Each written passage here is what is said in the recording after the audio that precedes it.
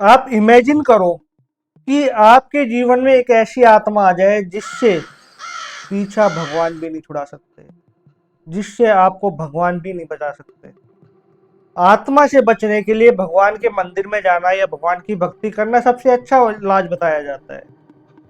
लेकिन एक ऐसी आत्मा जो भगवान के मंदिर में भी अलाउ है, अब क्या करोगे? जो भगवान के मंदिर में भी आपका पीछा नहीं छोड़ने वाला, और जिस भी तांत्रिक ने उस प्रेत को, उस स्पिरिट को आपके ऊपर छोड़ा है, वो तांत्रिक भी उसे वापस नहीं ले सकता। बहुत बहुत मुश्किल हो जाता है। तो आज की ये वीडियो उसी स्पिरिट के ऊपर है। इंटरेस्टिंग है वीडियो, आपको बहुत मजा आने वाला है। तो ध्यान से सुनना, समझना, और अगर इस चैनल पर पहली बार आए हैं तो सब्सक्राइब जरूर कर लेना। हम बात करते हैं एक ऐसे छोटे बच्चे की आत्मा को जो 8-9 साल के तक होते हैं ना। वो जब मर जाते हैं तो उन्हें क्या है कि उनको जलाया नहीं जाता सनातन धर्म में, उनको दफना दिया जाता है। उन्हीं की आत्मा को कहा जाता है काचा कलवा।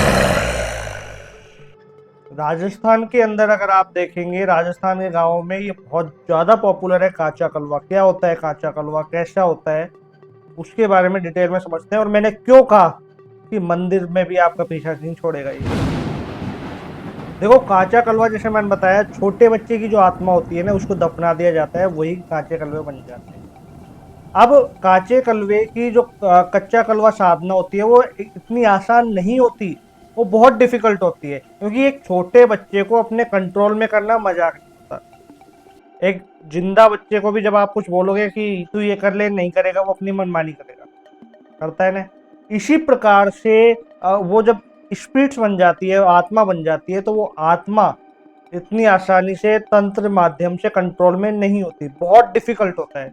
फिर टाइम टू टाइम वो अपनी मनमानी करती है, तो फिर उसको कंट्रोल में करना पड़ता है। ऐसा बताया जाता है कि ये ब्रह्म रूप में होते हैं क्योंकि छोटे बच्चे होते हैं। तो भगवान के मंदिर में भी ये अलाउ होते हैं, भगवान के मंदिर में भी ये आराम से आ जा सकते हैं। तो आप सोचो, यदि कोई काचा कलवा आपके पीछे पड़ जाते हैं तो आप मंदिर में भी चले जाओगे तो मंदिर में भी साथ आ जाएगा। अभी परेशान कैसे करते हैं उसके बारे में समझते हैं। रात को सपने के अंदर छोटे बच्चों का दिखना, उनका रोना, बार बार आपको आके परेशान करना। लेटे हुए हो, सो रहे हो, रात के 12 बज गए, जैसे ही 12 बज रहे हैं, 1 बज रहा है, 2 बज रहे हैं, यानी कि जो भूतों का जो सही समय होता है, उस समय में आपको ऐसा लगेगा यार मेरे बेड के ऊपर कोई कूद रहा है। वही सेम बच्चों वाली हरकतें, या कोई मेरी चादर पकड़ के खींच रहा है। किसी के बच्चे के रोने की आवाज आपको बार बार बार बार बार बार सुनाई दे रही है। कोई भी सामान अपने आप गिर गया, अपने आप टूट गया। तो इस तरह की जो तमाम घटनाएं हैं, ये तमाम घटनाएं बताती हैं कि हाँ, कुछ आत्मा ऐसी आपके आसपास आ गई है जो आउट ऑफ कंट्रोल है उस तांत्रिक के भी, जिसने वो आत्मा आपके ऊपर छोड़ी है। बहुत डिफिकल्ट हो जाता है। तांत्रिक क्या करते हैं, जब इस तंत्र साधना से काचे कलवे को सिद्ध कर लेते हैं, उनको कंट्रोल में करने की कोशिश करते हैं, वो कंट्रोल में नहीं होते। कोई भी छोटा बच्चा जब होता है इंसान का, तो आप उसको कोई काम के लिए बोलोगे, वो काम करेगा नहीं करेगा, तो फिर क्या करते हो, ये टॉफी ले लेना और ये टॉफी खा लेना और हमारा ये काम कर दो, या ये पैसे ले ले, जाके जो तेरा मन करे मार्केट से वो खा लेना, लेकिन मेरा पहले ये काम करते जाओ। यही करते हो ना। इसी प्रकार से जो तांत्रिक होते हैं वो उन आत्माओं को, स्पिरिट्स को, जो जिन्हें काचा कलवा कहा जाता है, उनको लालच देते रहते हैं। ऐसा बताया जाता है कि जो काचा कलवा साधना होती है उसमें यदि छोटे बच्चे को सिद्ध कर लिया जाता है तो टाइम टू टाइम उनको भोग लगाया जाता है। अच्छा, भोग कोई बलि वली का ऐसा नहीं होता। भोग का मतलब ये होता है कि कभी कोई पतासे दे दिए, कभी क्या दे दी, कभी क्या दे दिए। राजस्थान के गांव के अंदर ये बहुत ज्यादा पॉपुलर है। आप जब जाओगे और पुराने लोगों से बात करोगे तो वो आपको अच्छे से एक्सप्लेन करेंगे कि किस प्रकार से ये सारी प्रक्रियाएं की जाती हैं। ऐसा माना जाता है कि रात के टाइम में अगर आप कहीं जा रहे हैं और आपको किसी बच्चे के रोने की आवाज सुनाई दी और आपने उससे पलट के पूछा कि कौन है, तो फिर वो आपके पीछे चल देगा।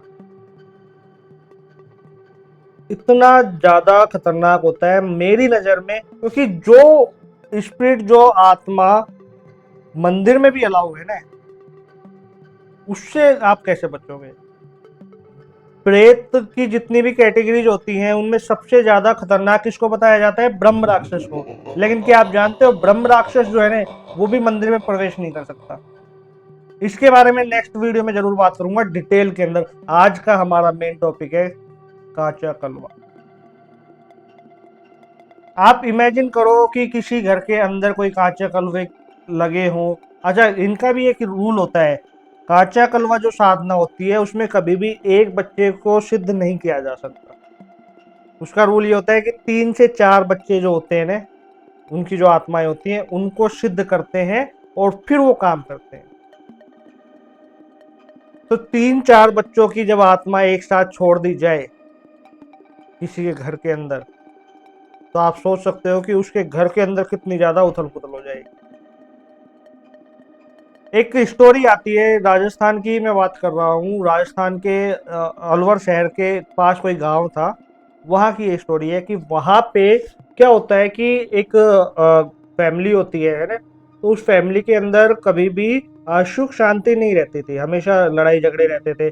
फाइनेंशियली वो काफी ज्यादा डिक्रीज होते जा रहे थे, काफी ज्यादा गिरते जा रहे थे और परेशानी में बहुत ज्यादा चलते थे वो। उनके घर के अंदर हमेशा ऐसा रहता था कि सब कुछ फैला हुआ है, सब कुछ फैला हुआ है। वो कितना ही घर को सेट कर ले, साफ सुथरा कर ले, लेकिन फिर भी हमेशा घर ऐसा लगता था सब कुछ फैला हुआ है। तो उस घर का कोई जो एक लड़का होता है ना, मतलब कॉलेज स्टूडेंट होता है वो, तो उसने क्या किया था कि किसी से सुना कि हाँ ऐसे कोई आत्मा होती है काचा कलवा, और जिस घर में वो होती है तो उस घर में समस्याएं रहती हैं।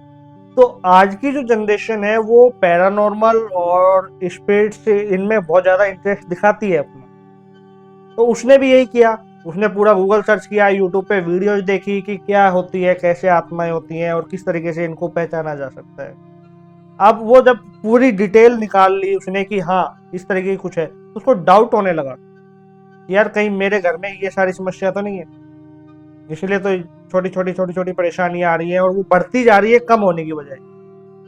अब वो क्या करता है, वो सोचता है कि क्यों ना मैं इन काचा कलवे को पहले तो कंट्रोल में करने की कोशिश करूं और फिर मैं इनको अपने घर से भगा दूं, या अपना जो घर का सारा सिस्टम सही करके और जितनी भी मुसीबतें आई, परेशानियां आई, उन सबको ठीक करने के बाद इनको छोड़। तो वो एक तांत्रिक बाबा के पास जाता है और वो बोलता है कि मुझे कच्चा कलवा साधना सीखनी है। पहले तो तांत्रिक उसकी तरफ देखता है और हंसने लग जाता है। तांत्रिक बोलता है बेटा इन चक्करों में मत पड़, तेरा पूरा जीवन खराब हो जाएगा, ध्यान रखना। अब वो बोलता है नहीं मैं तो सीखूंगा, क्योंकि हटी होते हैं। अब हटी के कारण वो तांत्रिक बोलता है कि समझ जा अभी भी बोल रहा हूँ। तो वो जो लड़का होता है वो तांत्रिक को लालच दे देता है बहुत। बोला मैं आपको पैसा दे दूंगा है ना, और आपका ये काम कर दूंगा और जो आप बोलोगे वो करूंगा, और लाइफ टाइम तक आपके जो भी पूजा पाठ के खर्चे हैं वो मैं उठा लूंगा। तांत्रिक बोलता है यार ठीक है, कोई बात नहीं, ये कर रहा है इतना तो चलो इसको सिखा देते हैं, और मेरा भी फायदा है कि मेरे को पूजा पाठ के सामानों के लिए किसी के आगे पैसे के लिए बोलना नहीं पड़ेगा, ये सारे मेरे को पैसे वैसे सब दे दिया करेगा। तो तांत्रिक क्या बोलता है कि अमावस्या की रात को शमशान में आ जाना, वहां मैं तेरे को ये साधना सिखा दूंगा। तो अब वो लड़का चला जाता है। जाने के बाद वो तांत्रिक जब वो सारी प्रक्रिया स्टार्ट करने वाला होता है तो वो एक बात बोलता है, कुछ भी हो जाए, कुछ भी हो जाए, किसी की भी आवाज तुझे सुनाई दे, मुड़ के मत देखना और बोलना मत। जब तूने ये काम कर लिया ना तो फिर मैं भी कुछ नहीं कर पाऊंगा।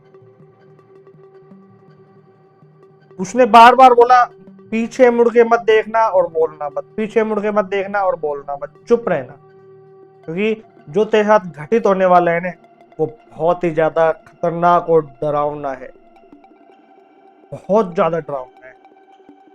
अब वो लड़का सोचता है यार ज्यादा क्या ही हो जाएगा, है कोई हवा चल जाएगी, थोड़ा ऐसा हो जाएगा, बस उससे ज्यादा तो कुछ होने वाला नहीं है।